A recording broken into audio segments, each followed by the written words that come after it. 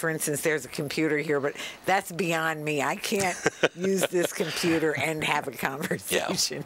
Yeah. So I don't try to do that. Facebook said they're ready if you're ready. Oh, good. All right. Okay. So I'm ready. Okay, step one, throw the silver switch. Oh, I'm going to remind people to turn their phones off just so it doesn't go off while we're talking. I'm going to double check quick. It doesn't hurt. Yeah. I don't know. And if you need any water or anything that you might want. Yeah, I'll grab a glass of water too quick. Here. Here. I'll get it. I know where it is. Vicki, I was impressed that Miles got water for everybody. He remembered that.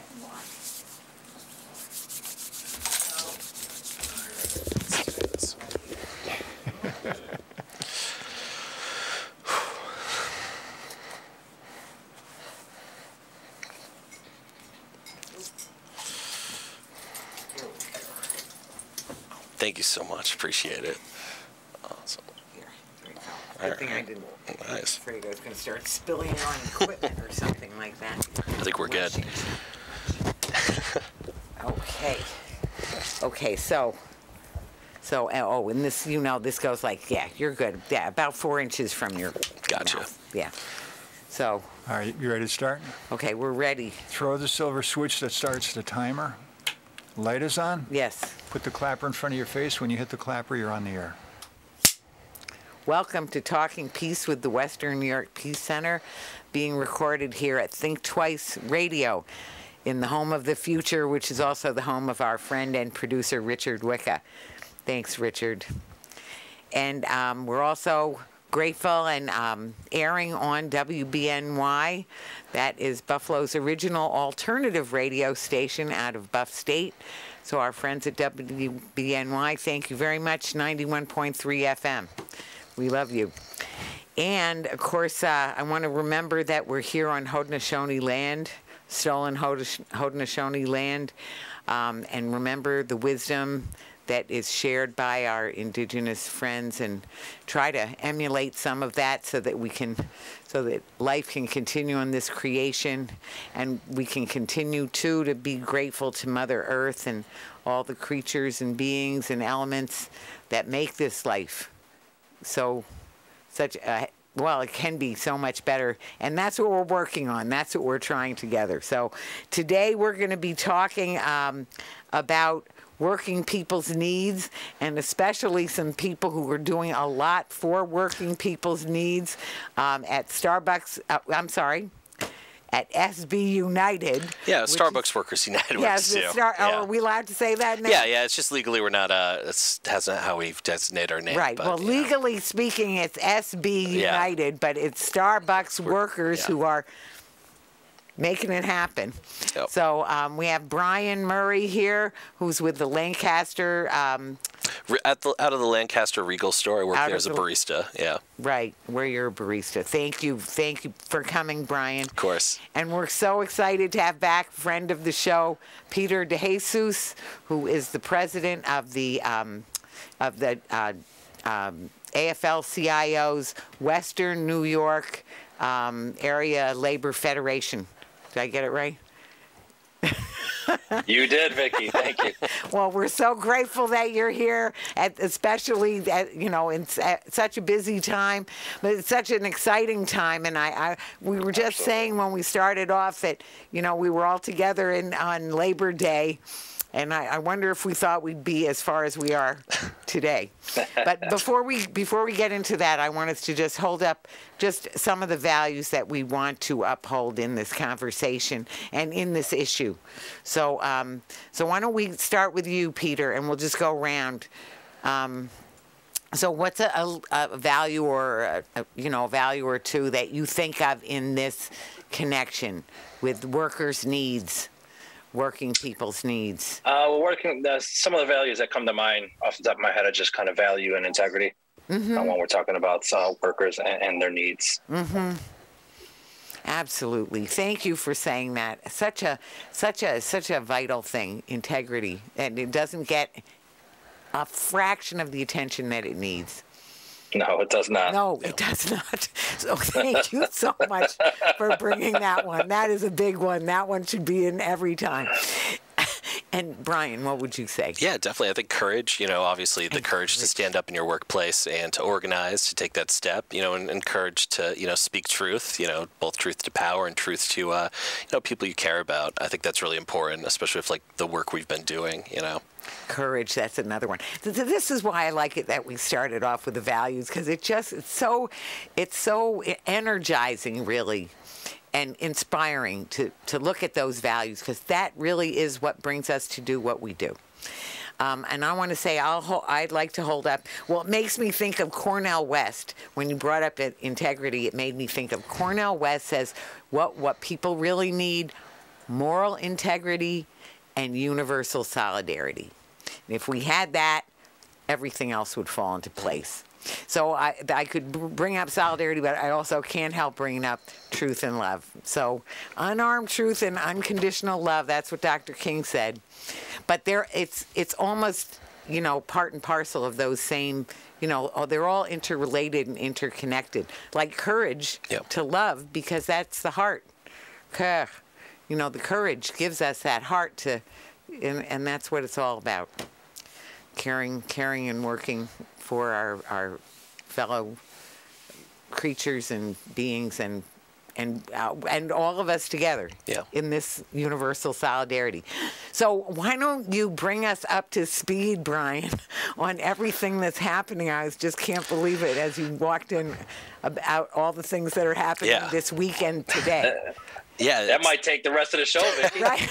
Yeah, I mean, especially if we want to recap since Labor Day, what's kind of happened. That might take a couple hours if we want to get all the details. But I can tell you, it has been at the very least an eventful week. Unfortunately, Starbucks fired 7 of our leaders out in Memphis, Tennessee. For reasons that make it appear blatantly obvious that they're union busting. The workers were fired for reasons that ranged from having masks off when they were eating briefly, to going in the back to check their schedule, to just a lot of things that at worst would be something that maybe your manager and as the former manager of that store, who actually stepped down because she didn't want to participate in the union busting that Starbucks began to run. For her. Yeah, once they launched the campaign, as she pointed out, none of these are fireable offenses, right. And that even it goes against Starbucks' own internal policy of having at the very least a conversation at first around this is the expectation. None of it was anything that rose to the level of firing, according to even Starbucks' own standards. So these workers have been fired for organizing. We had a national day of action today, actually, in cities around the country, from Seattle to Boston and obviously Memphis. These workers, just to connect to also with Dr. King, they launched their campaign on Martin Luther King Day. Memphis, Tennessee is the city where Dr. King died, taking part in the sanitation workers strike. So, these workers very intentionally connected their movement to Dr. King's legacy. Right. And, it's Black History Month, in that same month, month when Starbucks is putting out a lot of PR material around, how much they care about diversity and inclusion. They're firing 7 workers, mostly workers of color, at this store, in Memphis. So it's egregious, and we have filed charges, and we're going to continue to fight to get these workers' jobs back, because, obviously the right to form a union, free association are fundamental rights that, Starbucks clearly doesn't care about, in direct conflict to the marketing that they put out about being a progressive or liberal company that, cares about its workers and calls us partners instead of employees. I can't help thinking about, Peter, what you said about integrity. So where is the integrity? That's go ahead. It's clear there is none, which is this is a perfect example of why we need national legislation, such as the PRO Act, to ensure that workers such as Brian and his colleagues, should never have to face what they're facing. Right. Whether it's here in Buffalo or across the country. It's pretty clear that corporations cannot be trusted to listen to the will of their employees. How many decades do we have to wait here before we actually get some type of labor law that protects workers? Their right to organize, their right to form a union, their right to have a say in the terms and conditions of their employment. What are we waiting for? We see it happening, year in, year out on every campaign when it comes to organizing. yet our elected officials have yet to move on this. It's shameful. It's absolutely shameful. It absolutely is. And I think now at this time, I'm going to say after 2 years of the pandemic, it's just really highlighted things that were true all along. They've been true all along. They've been true from the beginning of time, I guess. But I mean, certainly it is true that this country, we have had the worst income and asset distribution. This is where I go. I go to the big picture of like, how is it that we have the worst income and asset distribution in the developed world, which we do. So we have the people with the very most money, and then the people who are doing the very least well because they don't have child care, they don't have a living wage, the working poor, their working people are poor. The workers are struggling for survival. A lot of times people don't have money to live on. They have to scrape by. The corporations, we can talk about our government of, by, and for the corporations, right? And how so many ways the corporations get their needs looked after, but the workers do not. Yeah, I think that's why we see these companies, fighting so hard against unions. I mean, it's one of the few vehicles we have in this country, if not the only one, to actually, in a concerted way represent working people's needs, and I think that's why even when, maybe in the short term, for Starbucks, it would be easier for them to recognize the union, either spending, over millions of dollars at this point, busing this campaign, and maybe in short-term profits, they would save recognizing the union. But I think fundamentally to recognize the union, to concede that power to working people is something that, especially Howard Schultz, who has been so fanatically anti-union since, he took over Starbucks. They just don't want to concede any power to their workforce. They don't want to see an actual democracy within workplaces, because I think that does threaten that kind of like stranglehold they have over, especially our economic lives. Right. So it's back Absolutely. to... Go ahead. I'm sorry. And just to kind of add on to Brian's point, right? Like history has shown us that unions are the greatest equalizing force when it comes to the redistribution of wealth.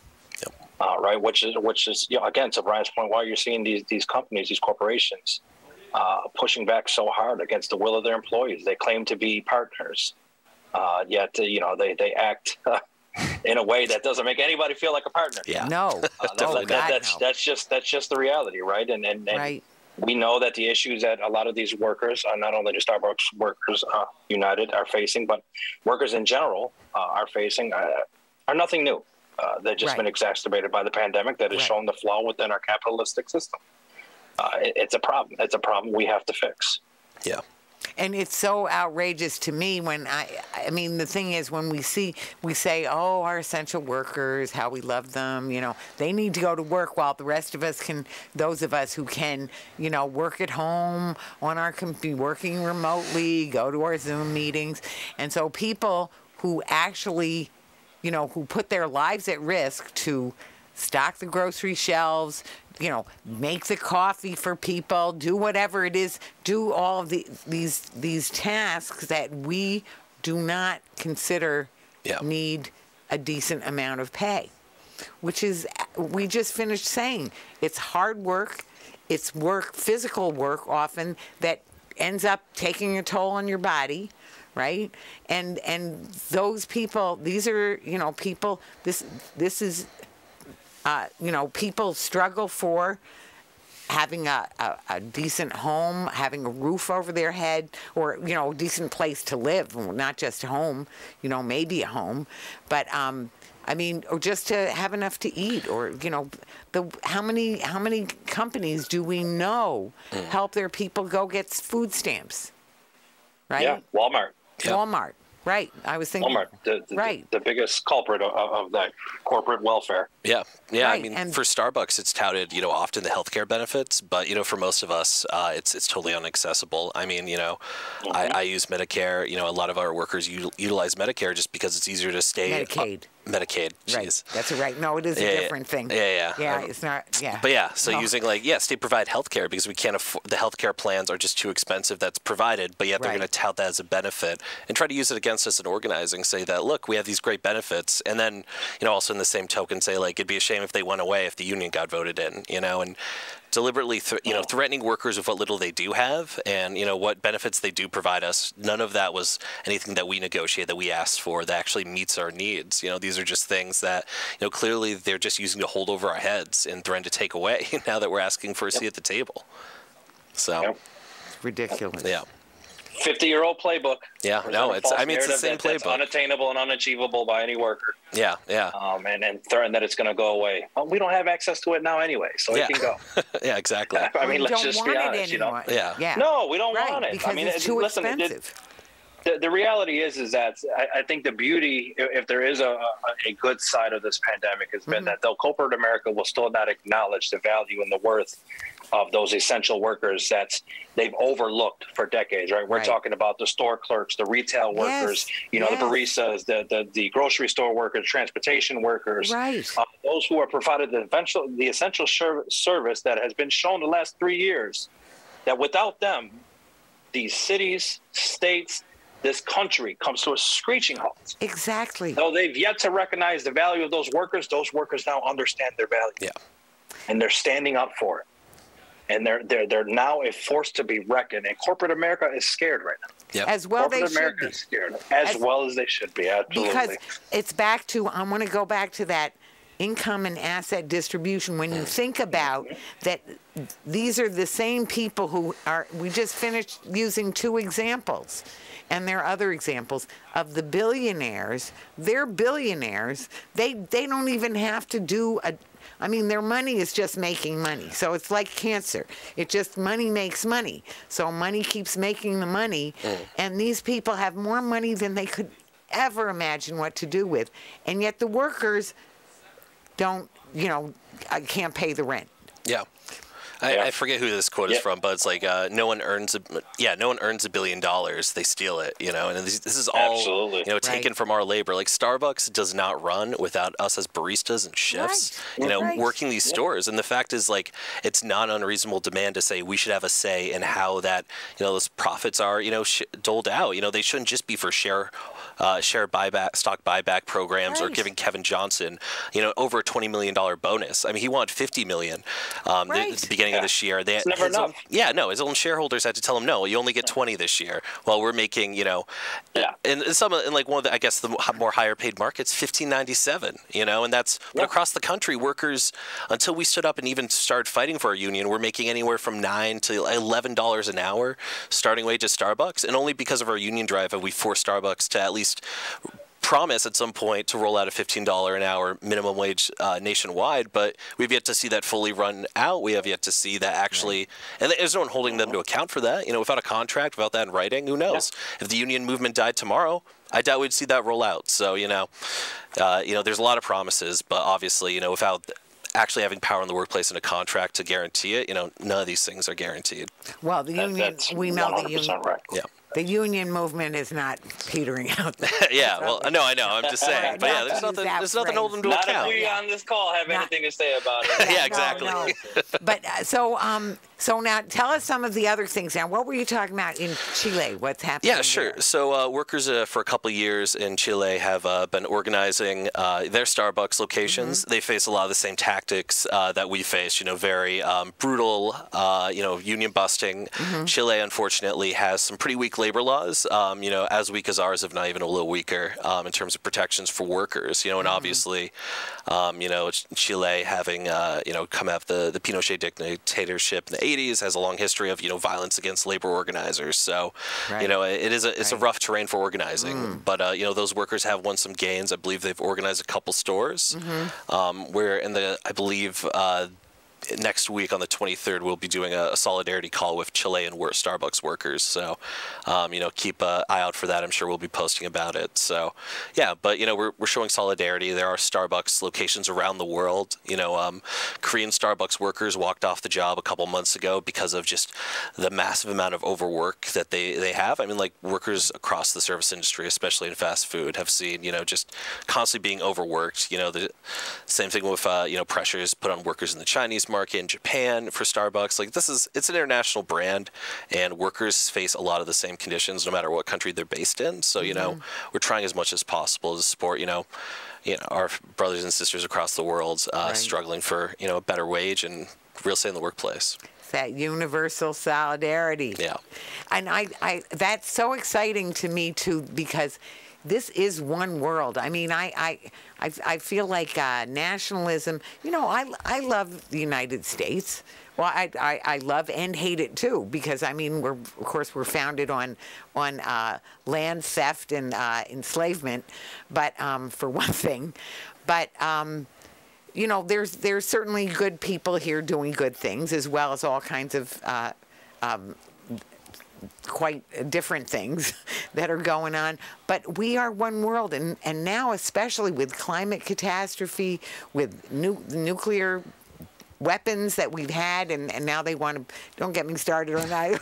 I could go off on that for a while, but I'll just say they want to do a whole new generation at $100 million a minute for 10 years to have a whole new generation of nuclear weapons. Well, all those threats we're one world dealing with that threat. So the sooner we learn how to really cooperate, how to really collaborate as a world together to face our issues, and that means of people getting along, or of what's fair, what's economically just, and how to have peace, and how to have international law, all those things. And especially, of course, what I didn't say, but I was implying about the climate catastrophe. I mean, we have to get together as a world to deal with those things successfully. So, I mean, Starbucks is the Starbucks United. Yeah, Starbucks works the lead in that. Well, we're trying to. I mean, like, solidarity is international. It doesn't just. It's not just about the Starbucks movement, even the Starbucks movement worldwide. It's about the conditions we all face at work. Across the service industry and all industries. Exactly. And I think that basic demand for democracy in the workplace. Why shouldn't you have a voice for those 8-10 hours a day you're working? And a say in your conditions. That's something that I think universally rings true. And hopefully, our victories at Starbucks can inspire others to take up that fight at their workplace and around the world. Right. Well, I know I know you have something to say on that, Peter, don't you? Or is it just... No, listen. Brian's he's a great spokesman. Oh, he is. Yes, he is. He getting a lot of practice. He represents the movement well. I mean, solidarity is an international thing, right? Right. We create and set standards across industries. Right. Now, whether that creation is happening here in the continental U.S. or abroad, solidarity knows no bounds. That's the beauty of it. Right. Is that we're able to connect through, a similar action across the world. It's a beautiful thing. It is, and it's so important. And the more we can do that, the more we're going to be able to deal with our issues, and we'll see that, that's the only way we're really going to get anywhere. Yeah. Absolutely. I think that the beauty of unionism is that it breaks down some of those systemic barriers that have been put in place to kind of keep us apart. Right. It allows us to come together over a common goal. And that is, the solidarity amongst workers, having that, as Brian said, having that voice at the table. And I'm sorry if my dog is eating pretty loud back here. No, that's good. Well, it's good. We're thinking we're not doing. She's a closet eater. She likes eating at night. Oh, she does. What kind of a dog? She's a German Shepherd. Oh, good. Yeah. I'm sure she's very adorable. Well, one of the things I think too is that actually all of the studies say that work, productivity and morale and everything is better, but the actual functioning is better when workers have more of a say. The people closest to the work know what the solutions are. They have the suggestions, right? And that's how we can create what's needed in the best ways possible, is when people have a voice over what's happening and how it's happening. Yeah, absolutely. I mean, listen, the American worker is the greatest worker in the world, period. Right? That's undeniable. And what we know is that productivity since the early 1970s has skyrocketed through the roof. Yet pay and everything else has gone down because we've allowed this capitalistic society that we're currently living in to take over. I mean, I think one of the greatest crimes of this pandemic is the fact that we have multi-billion-dollar corporations that continue to profit, yet are controlling a narrative that it's the workers' fault. And because we live in such an uneducated society right now, that if it's not in 147 characters, they don't want to know about it. They fail to kind of look past the smoke and mirrors, and past the controlled messaging or the framing of the messaging that corporate America is putting out there, and believe that it's the workers' fault. Yeah. It's the workers' fault that we have inflation. It's the workers' fault that gas prices are soaring instead of the greedy, gas and oil companies that are profiting billions. We're not talking about millions of dollars, billions of dollars in profit. Right. Exxon, Mobil, you look at all these large corporations and their profits are through the roof. Yet they want to raise wages. They want to cut hours, do more with less. So, I mean, we have got to get better at understanding the true issue at hand here. Right. Well, and I think part of that issue too is people. Well, right now they're saying, oh, well, there's not. People don't want to work. They don't want to work because there's all these help wanted. Well, why? Look at why. Because if you pay them crappily, I think I can say, right? Inadequate wages, and where people can make almost as much by not working.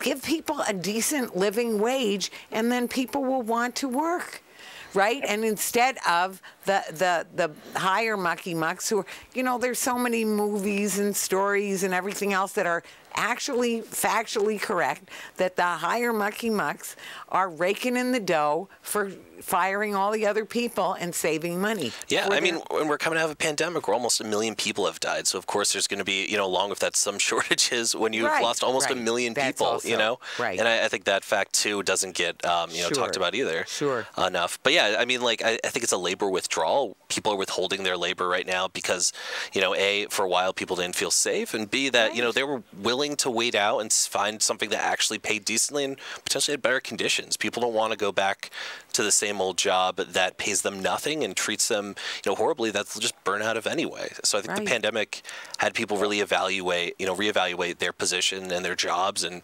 realize that they had options. And I think the corporate America kind of is putting a lot of pressure on workers to get back into the workforce and jump back in, take any job, to kind of take away that small amount of leverage that's developed out of the pandemic. Yeah. I mean, I think we have to unapologetically say that there is no labor shortage. Yeah. Right. There's a kind of reassessing or a reevaluation of one's worth. Right. When it comes to the labor that they're providing. Right. To kind of go back to what we were talking about. So let's look at what's happening right now. We have companies like Chipotle, right? 26% profits increase. Yep. Yet they're raising prices. Company like Starbucks, 31% profit increase. They're raising prices.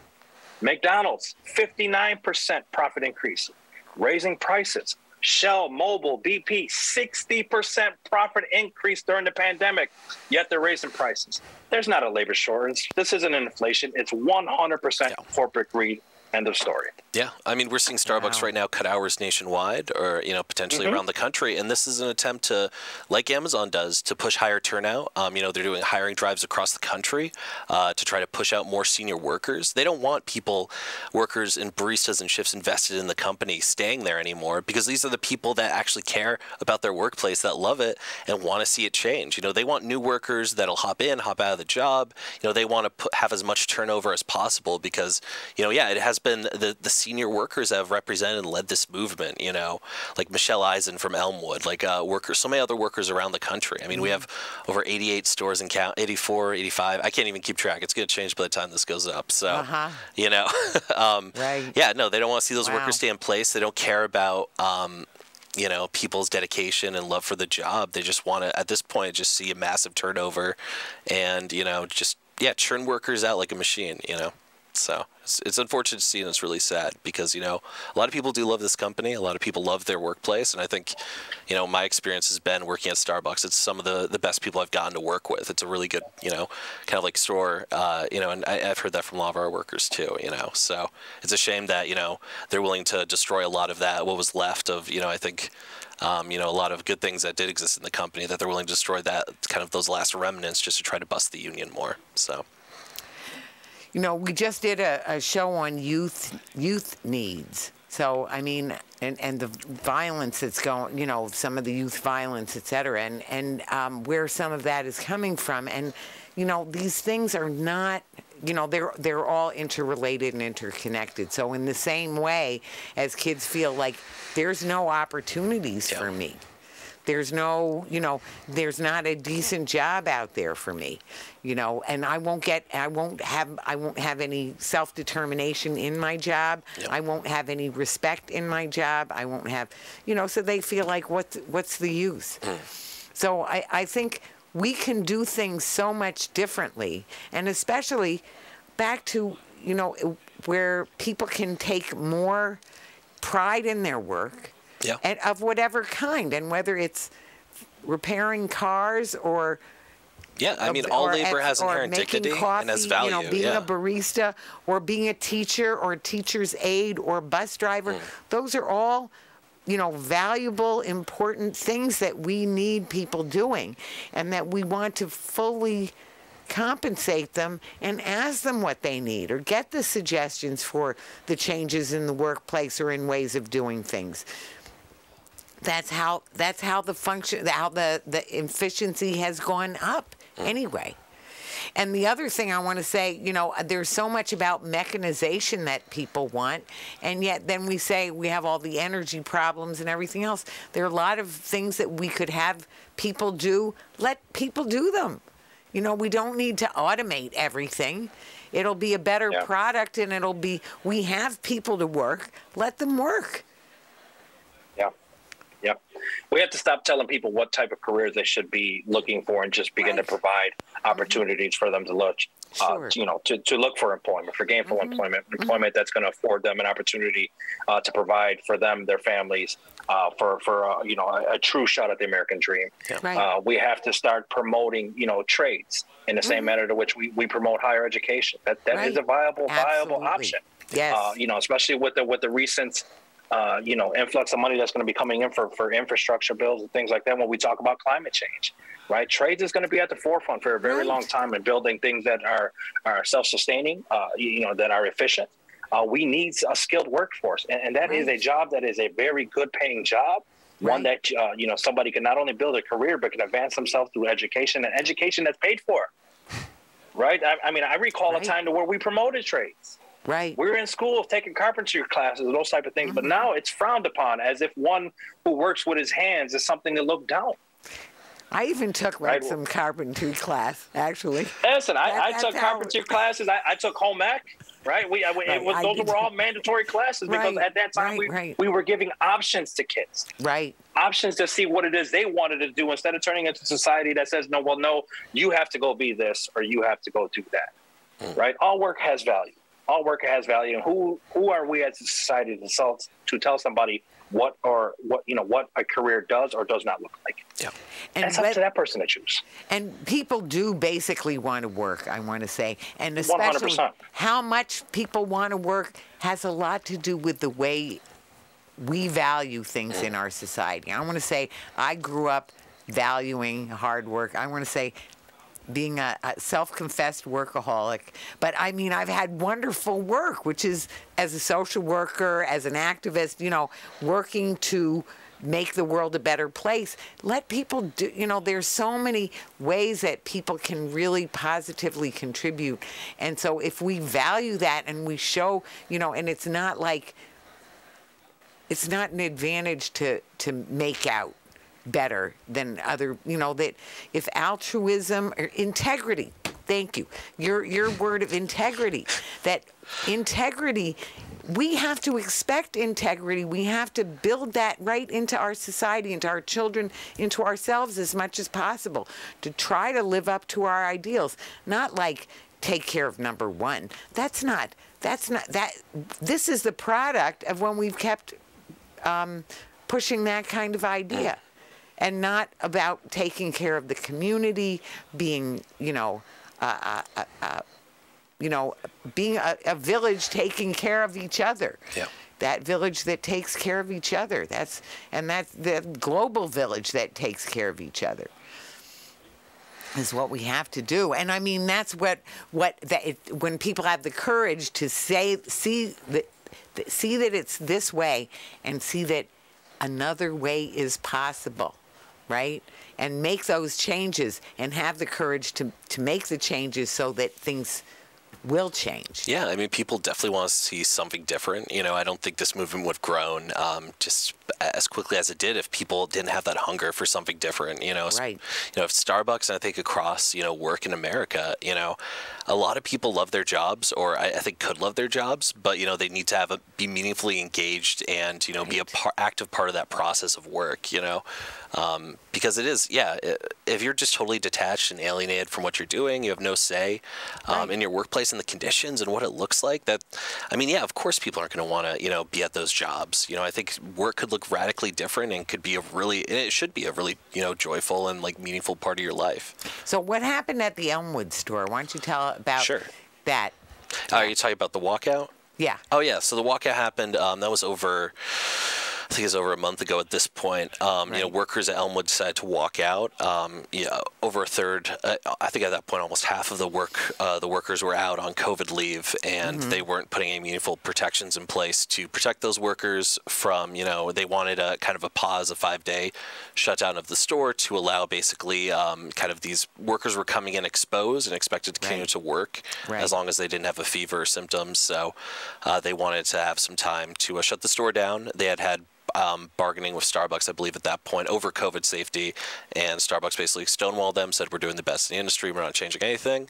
And then the next day, some workers that were exposed and basically, did not feel safe to go to work were basically told they had to come in. So the workers that day said to walk off the job and to go on strike for 5 days to try to have Starbucks put some more meaningful changes in place. And we saw Starbucks afterwards put in place, the 5-day COVID pay. For exposure, whether you have symptoms or not, they put that back in place. So, they did win some concessions, I think. And, the workers there, really stood strong, because it's not easy, especially right after winning your union, walking off the job. Right. It was a really tough, it was cold. I was out there cold. A lot of those days. I was out there too. So, cold. props to the workers. I showed up, I think, at 9 or 10. They were there from 6 in the morning onwards. Right. So, well, I wasn't there tough. at 6 in the morning. Yeah. I think I showed up one day 6 in the morning. I'll give myself credit for that. But, good for you. Wow. Yeah, I tried, but it wasn't every day. No. But I tried to show up as much as I could. Right. So. But anyway, it's that care and concern, and back to caring for each other. Yeah. I mean, that's what we've tried to embody as our organizing, right. Workers from Buffalo, Boston, as more cities go and they get farther along in the process, these workers are helping other workers across the country organize. We're really trying to, as much as possible, keep this, grassroots, partners organizing partners, right. Workers organizing each other, because we know what the process looks like, and we know what it looks like to work in a Starbucks. So it's been really successful having us as workers really lead that push to organize the country and really have a lot of stores launch quickly. It's been I never expected, when I met you at Labor Day, that this is where it would be, and who knows where we could go. But it's been amazing, and feeling that community, that sense of mm-hmm. togetherness and support nationwide, that's been amazing, and it's really kept me going. Now, and here's the thing: if Starbucks wanted to, it had the courage to change their position, they would be in such a much better spot, because right now, I can't imagine that they're not losing customers. Yeah. They have got to be losing customers like mad. They've had this reputation of being progressive, or they've tried to have a reputation of being progressive, and all this union busting has hit the news in a big way. And now they even put up a website basically listing all the reasons they don't think we should have a union. The union is bad for us. They've listed, I think when that was posted, a lot of people were surprised, how blatant Starbucks was saying, we don't believe you need a union, you could lose benefits, these kind of threats and implicit threats that have been put forward by them, and other kind of ludicrous reasons, why we shouldn't have one, that it's better to have a direct relationship, the third partying, all that, it's a classic playbook, but I think for people to see that from Starbucks, and I think for a lot of people's almost attention on this, to see, kind of what union busting looks like firsthand. I think hopefully that'll, put even more pressure on Starbucks to back down, because I think, I'm hoping that, this national movement we're building really is reckoning for companies that you can't get away with this blatant of union busting, especially firings of black workers, out of Memphis. It's just disgusting, and it's so blatantly obvious what they're doing. We didn't see these tactics from Amazon and Bessemer, and Starbucks has gone above and beyond what we've seen, at least in Bessemer, the tactics that they employed. So, it really is disgusting and shameful. Right. Right. There's just, and thank you for bringing up Amazon, because that's another example. And there are just so many examples of people who work so hard, and the emphasis has been, back to might is right. Actually, back to might is right, and that if that's the American way, might is right. So if I have the money or I have the power, then that's the way it's going to be. I mean, that's pretty much how labor law functions in America right now. Unfortunately, if the rules on the books, I mean, if you can put enough money, buy enough time, and just grind workers down, companies know that they have the resources and the time and the law on their side to win a lot of these campaigns. And we're hoping, obviously, we'd love to see changes in federal labor law, the PRO Act getting passed at the very least. But we're really hoping at the very least we're seeing some meaningful remedies coming from the NLRB. If Biden wants to live up to being the most pro-union president we've seen since FDR, we're really going to need some serious remedies, and hopefully new precedents set on how the federal government addresses these union busting tactics, because the laws were written for the 30s and they weren't even written well for then. So they don't meet the moment and the current strategies companies employ to bust unions. So I want to ask each of you to speak a little bit too about the Catholic Health and the Mercy Hospital workers, about that strike and how that went down. And maybe if you want to start, Peter. Sure. Yeah. No. I mean, I think it's a prime example of a workforce saying enough is enough. Right. They were tired. They were tired. They were pushed to the absolute limit. There was no more for them to give.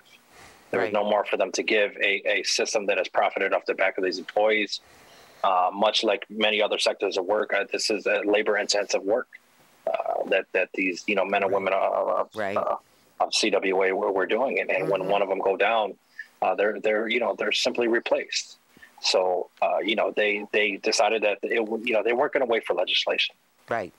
They weren't going to wait for our elected officials to do what needed to be done. They were going to take it upon themselves to and put something concretely into a collective bargaining agreement that cements their needs and their wants. Right. And it was beautiful. They came together, and it was not easy.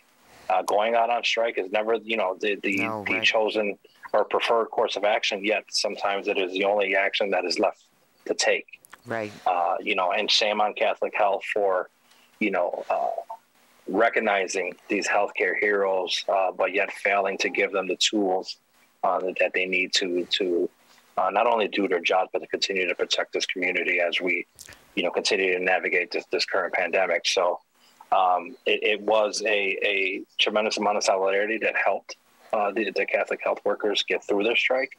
It was a tremendous outpouring of community support, labor support, faith support, It was unparalleled. I know for me, it was definitely being out there that first morning when they actually walked off. Wow.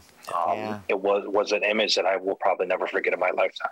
Wow. Here you have workers who who dedicate their lives to caring for others. Right. Walking off the job to protest the working conditions. That's how bad it has gotten, in this society. And to Brian's point, right? If we had labor laws that were actually effective, that had teeth and that were enforceable, none of this would be happening right now. But we don't, and that's a problem, right? We've got to. I think we've gotten to a place to where, as workers, as unions, that we're no longer asking. We're going to be unapologetic in our pursuit of what we know to be right, because we are the workforce. We know better than anybody what needs to be done and how it can be effective. And we're going to do what we need to do to get it passed. So that was a pivotal strike. It was one that I think is going to have national standards. Right. It was something. It was. And I bet we it were. It was something. It was exhausting. It was. Well, I was out there not probably as often as you were, is my guess. Oh, certainly not. But one thing that really struck me was that a lot of it too was about the patient care. Yeah. Because they saw what was happening. And meanwhile, one of the things that happened while they were out there picketing, when I was there, there were family members of people who were in there who were coming out and telling them, this is what happened. My mother fell, and they didn't have enough people to pick her up, or, there were just, the priorities were so off. Yeah, I mean, they're willing to bring in, scabs to break the strike for hundreds of, $100 or more an hour, but they weren't willing to sit down and negotiate a fair contract. Right. They had to drag it out. The CWA did win. Those workers won the contract that they needed. But it took, an enormous amount of effort when Catholic Health could have sat down from the beginning and negotiated that contract that CWA got anyway. It was... Right. Yeah, it was egregious to see that amount of, kind of hostility to their own workers who have put their lives on the line throughout the pandemic to fight for their patients, have to go through those efforts, walk in the rain, in the cold, Right. And it shouldn't have to be that, this massive, outpouring of labor movement and the community coming together. It shouldn't have to be that to just have a fair agreement, between your employer and your workforce. So it was ridiculous to see that, because they fought hard, and those workers are heroes, both for what they did during the pandemic and walking out and standing strong in the picket line.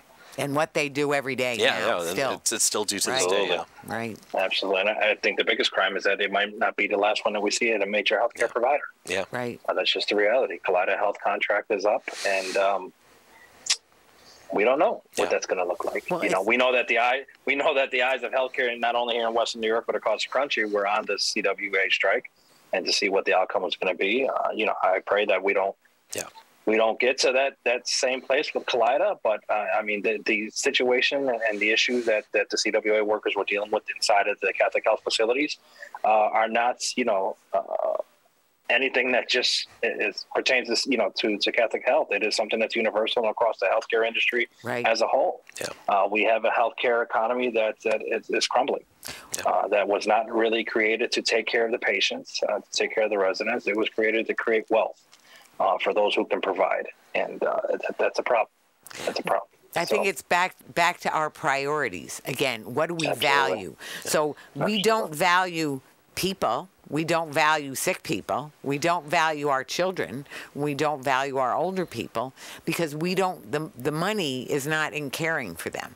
The money is in caring for the imaginary economy. So there's the real economy, right, that is this big.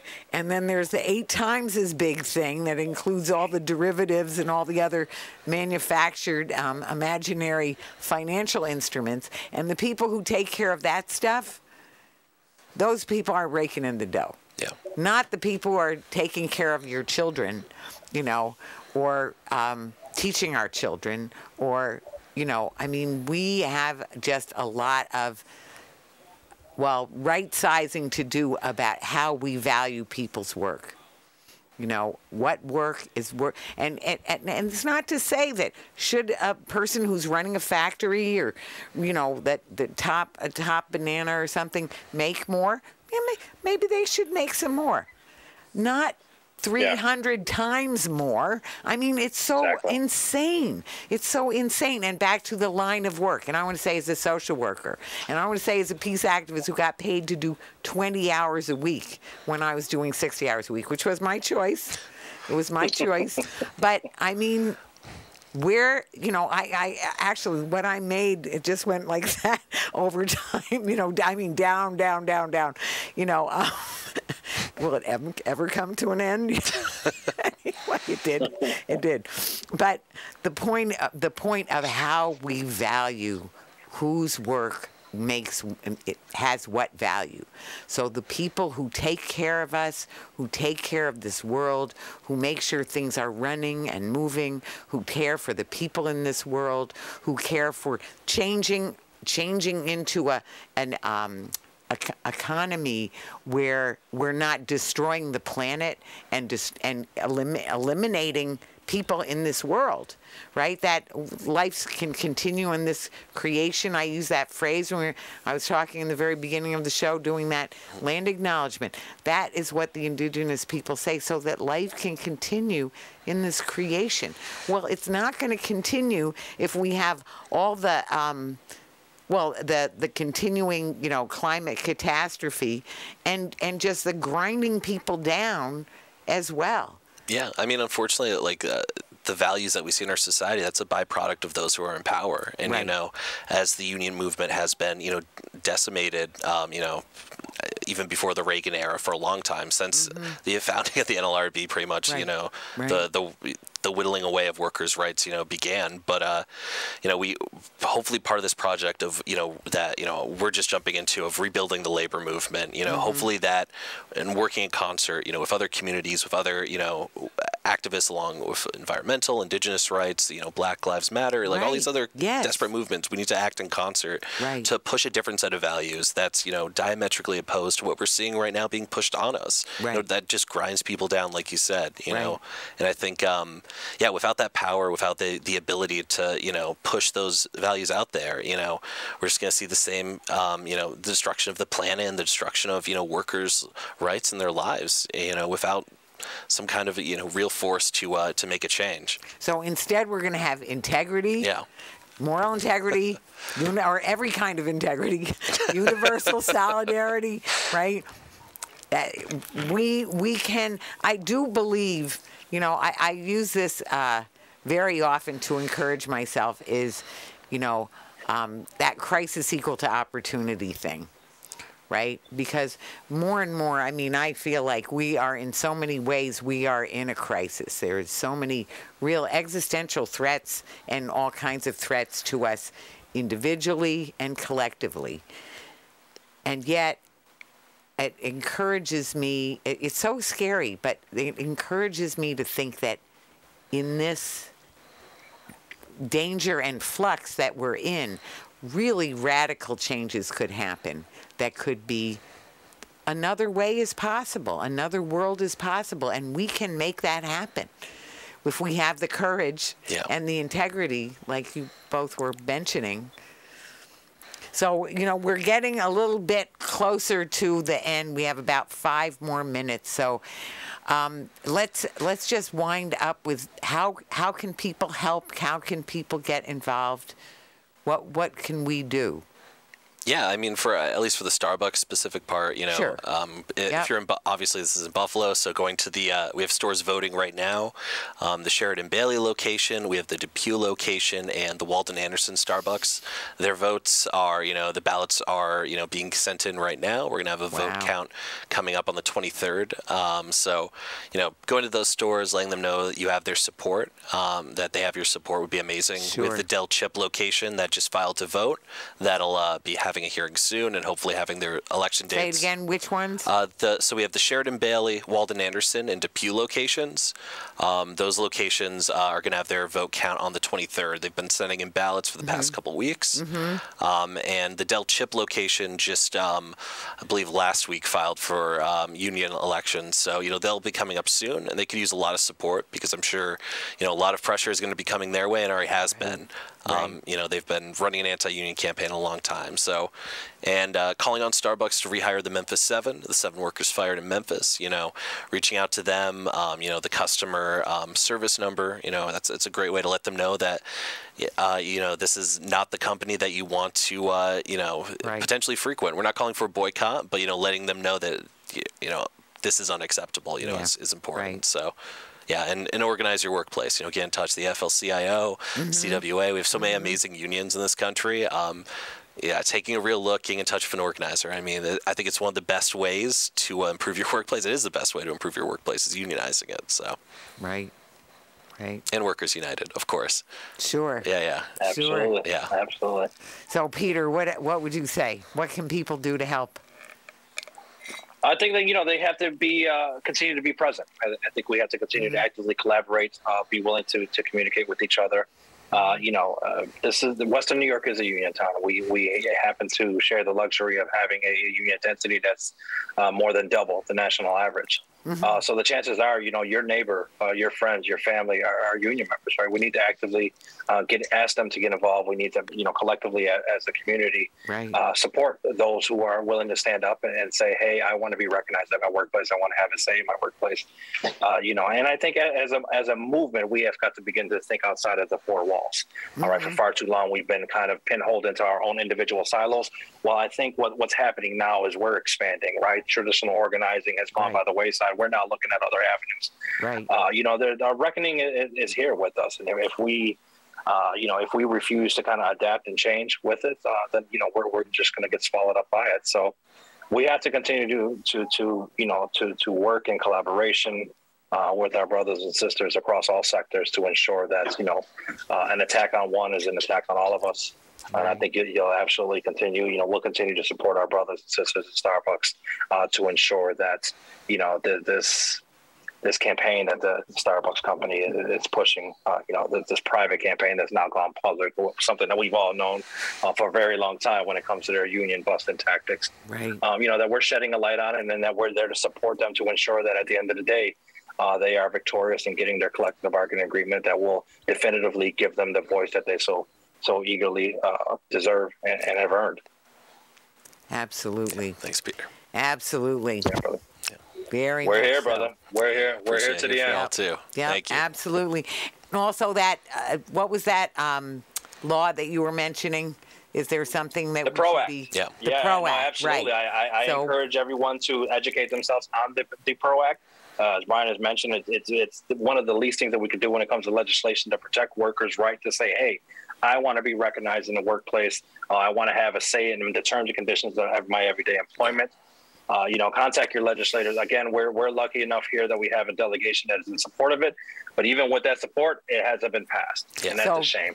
Now's not the time to, if the shoe was on the other foot, let's just say this, right? If the shoe was on the other foot, we know that, some anti-worker legislation, as we've seen across the country, would have been rammed down our throat by now. We've worked hard as a collective body, to ensure that we are put in positions of power, that we have the controlling power to affect change, not only for union members, but for the working class, for societies as a whole.